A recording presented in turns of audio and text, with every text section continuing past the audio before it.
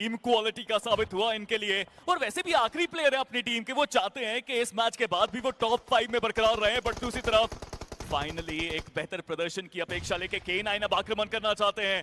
Zone के अंदर तो पहुंचे और ये सेंट्रल एडवांटेज है जो K9 को फायदेमंद साबित हो सकता है।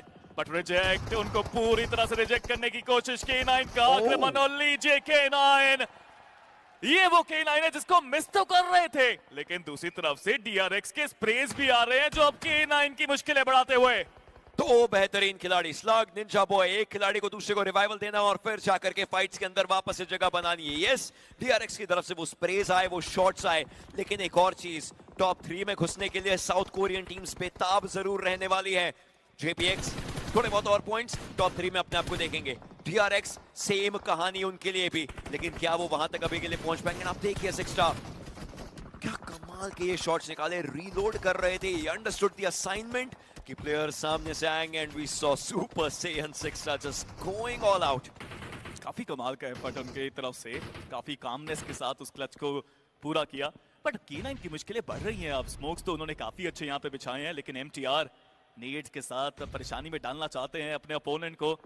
नेट कनेक्शन नहीं बना तो वापस वो भी पीछे आ गए। उनको भी पता है कि वहां पे नॉन्गशिम रेड फोर्स के प्लेयर्स भी हैं।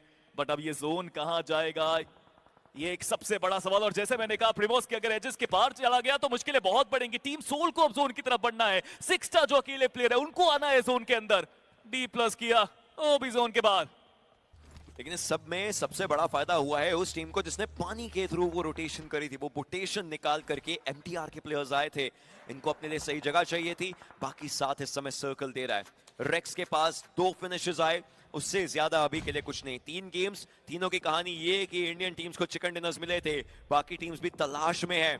और उस तलाशी में क्या ये वो गेम हो सकता है जो शायद उनके लिए कुछ नए दरवाजे खोल पाए? स्लग, लेकिन उनकी तरफ से शॉट्स आए, जरूर रीलोड करेंगे, वापस से खिलाड़ी को डाउन करने की कोशिश, शॉट्स बार बार लेते हुए स्लग इंस्टेंटली एक प्लेयर को डाउन किया जरूर है। Now he is on his own, क्योंकि निंजा बॉय उनका तीसरा नॉक रहने वाला है। ग्रेनेड सामने जाता हुआ Slug, he needs to hesitate but he can not. 3 players down कर चुके हैं। रेक्स आखिरी खिलाड़ी बचे हैं, कहीं T-Rex की तरह इन्हें भी स्लोबी से एक्सटिंक्ट ना कर दे। स्लग, शानदार एफर्ट स्लग की तरफ से। जिस तरह से उन्होंने वहां पे नॉक्स निकाले, शुरुआत थोड़ी सी धीमी हुई, निंजा बॉय डाउन हुए, लेकिन उसके बाद जो नेड का एफर्ट था, शॉटगन का वो कमाल का शॉट।